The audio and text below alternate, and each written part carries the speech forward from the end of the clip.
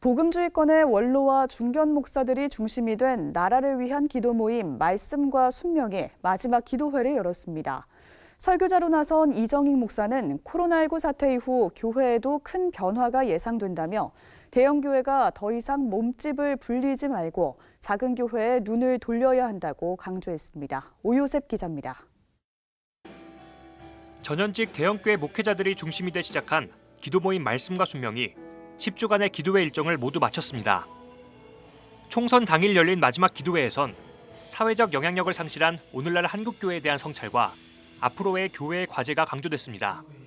설교자로 나선 신촌 성결교회 원로 이정익 목사는 지금 우리 사회가 극심한 갈등을 겪고 있다며 그동안 제 역할을 다하지 못한 기독교인들이 반성해야 한다고 말했습니다.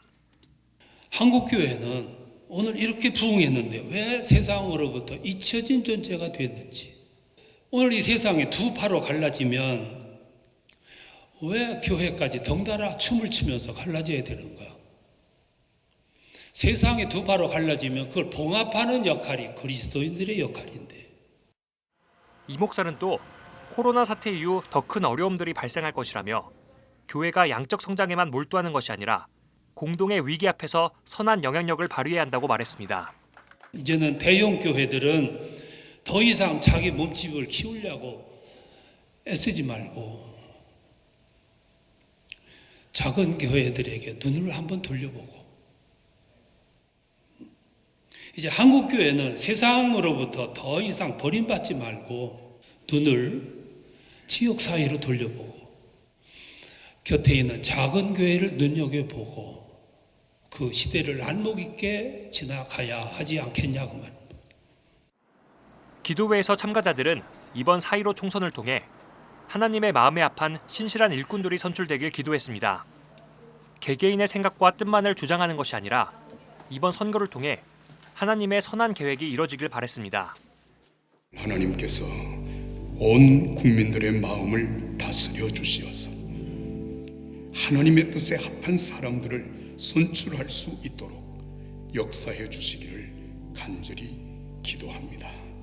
결과를 겸허히 받아들이고 모두가 화합하는 마음으로 이 민족이 나아갈 수 있기를 간절히 기도합니다. 기도 모임 말씀과 순명은 복음주의권 원로와 중견 목회자들이 중심이 돼 지난 2월 12일 첫 기도회를 시작한 뒤 매주 수요일 10주 동안 기도회를 개최해왔습니다. 첫 기도회에서 설교자로 나선 남서울은혜교회 홍정길 원로 목사는 문재인 정부가 들어선 지난 3년이 너무 고통스러웠다며 이번 총선이 체제를 선택하는 선거라고 주장해 정치 편향 논란이 일었습니다. 또 코로나19 확진자가 급증하면서 한 차례 기도회가 중단되는 어려움을 겪기도 했습니다.